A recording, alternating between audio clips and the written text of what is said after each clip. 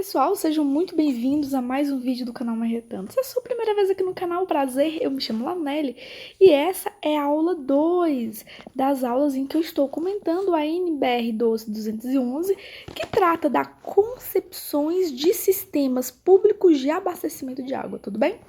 Nas aulas passadas, a gente já estudou todas as definições e agora nós estamos falando dos estudos de concepção, tudo bem?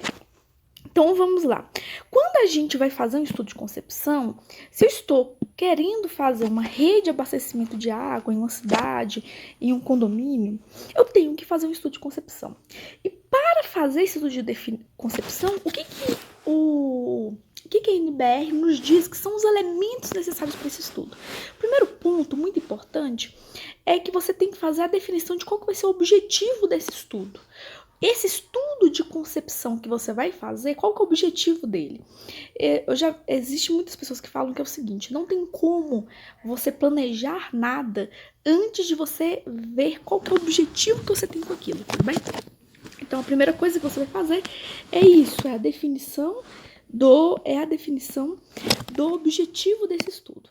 Depois, nós também temos qual vai ser o grau de detalhamento, da precisão desse estudo.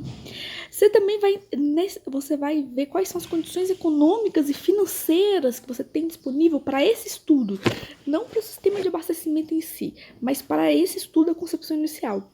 Isso também tem que fazer definição das condições e parâmetros de iniciativa do contratante. Vocês vão ver que eu acho que foi na prova da ABIN. Isso, na prova da ABIN, na última prova da ABIN que teve para o cargo de engenheiro, eu até fiz essa prova. Ele fez essa pergunta de quais são esses estudos, do que você tem que considerar antes de fazer um sistema de abastecimento. Então, isso aqui, para a prova aberta, nem tanto para uma prova fechada de concurso, é muito importante, tudo bem?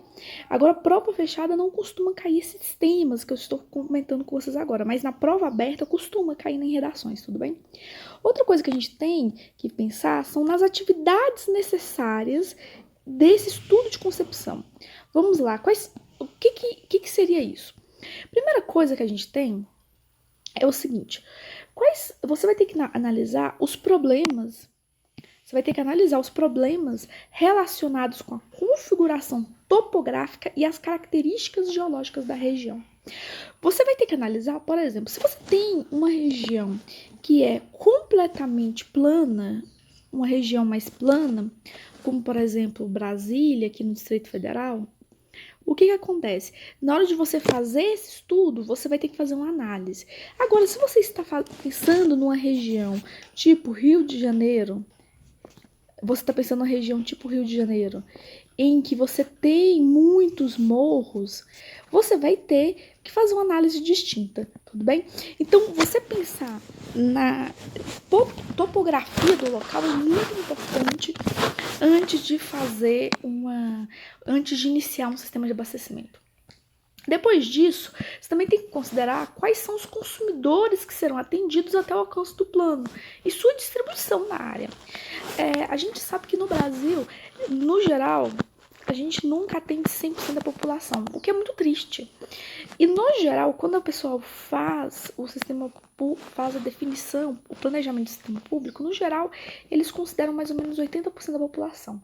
Mas isso é uma decisão política e econômica. E isso também tem que ser pensado antes do início desse serviço. Mas, é claro, considerando que o ideal seria você ter um sistema de abastecimento que atendesse 100% da população. Aqui a gente também tem que pensar em quais são as quantidades de água exigidas por diferentes classes de consumidores e as vazões de dimensionamento. Nós temos que, antes de começar um sistema, a gente tem que pensar em qual que vai ser o consumo unitário dessa população. Mas, além de considerar o consumo unitário, que seria a média de consumo de toda a população, nós sabemos que existem regiões em que você vai ter um consumo maior. A verdade é, quanto maior o padrão de vida de uma região, maior é o consumo de água dessa população, tudo bem?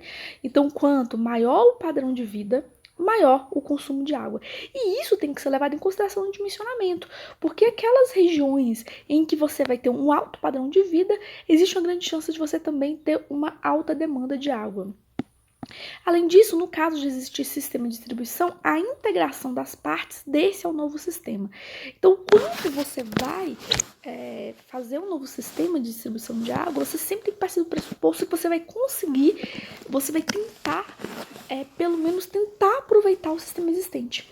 Então, você tem que pensar em formas de integrar um sistema antigo o sistema antigo já existente ao novo sistema.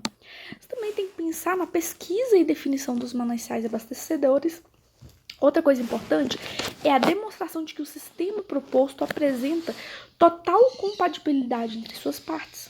Você também tem que considerar a análise do método de operação do sistema, a definição das etapas de implantação e a comparação técnico-econômica das concepções. Tudo bem?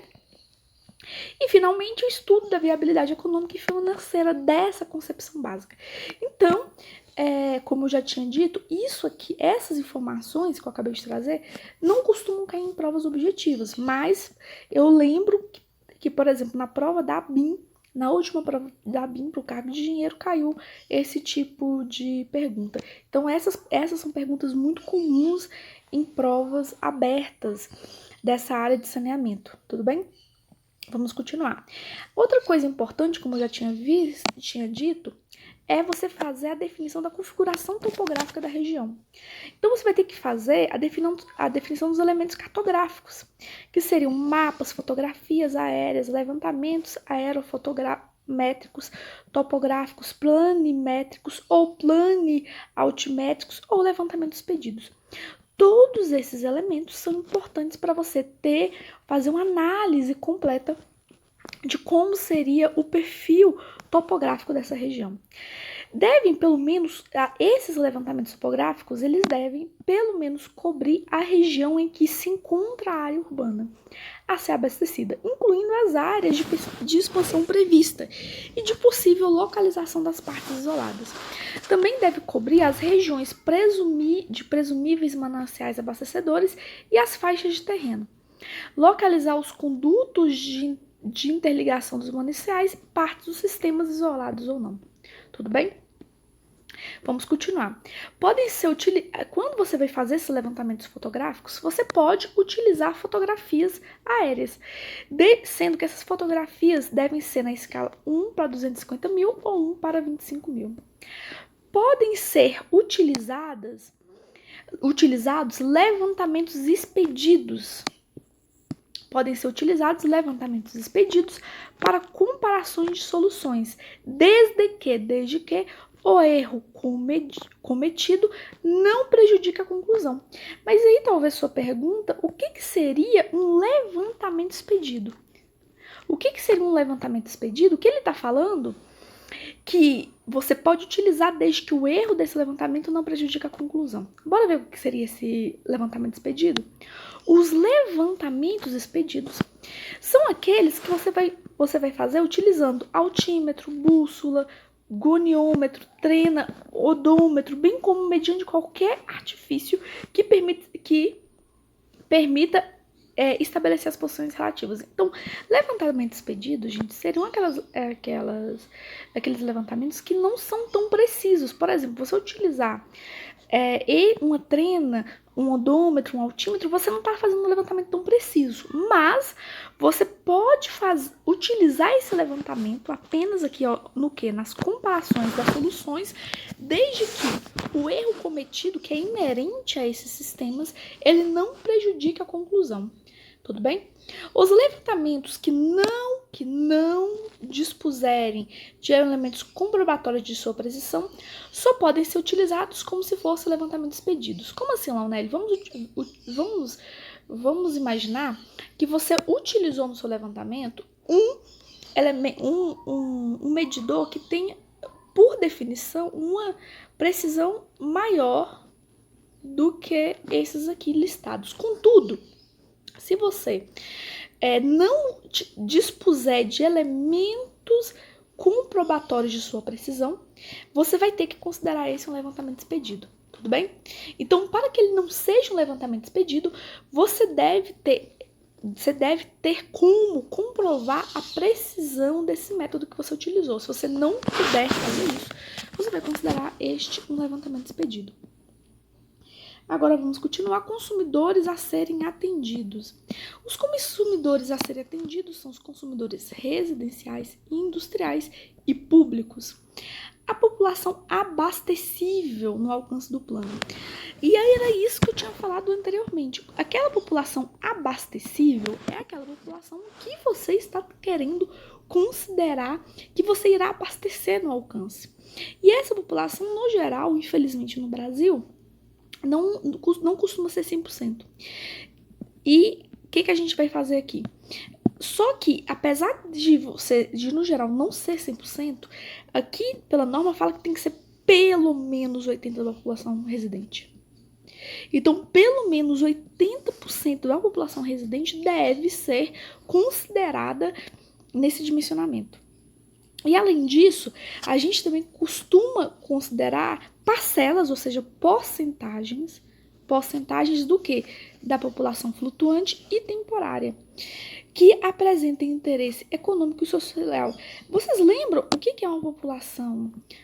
Vocês lembram o que seria uma população flutuante e o que seria uma população temporária? A população flutuante seria aquela que vai para aquela cidade e tem um consumo análogo à da população que mora naquela região, mas que ela não reside naquele lugar de forma rotineira. A gente, como exemplo, dei pessoas que vão para cidades turísticas, né?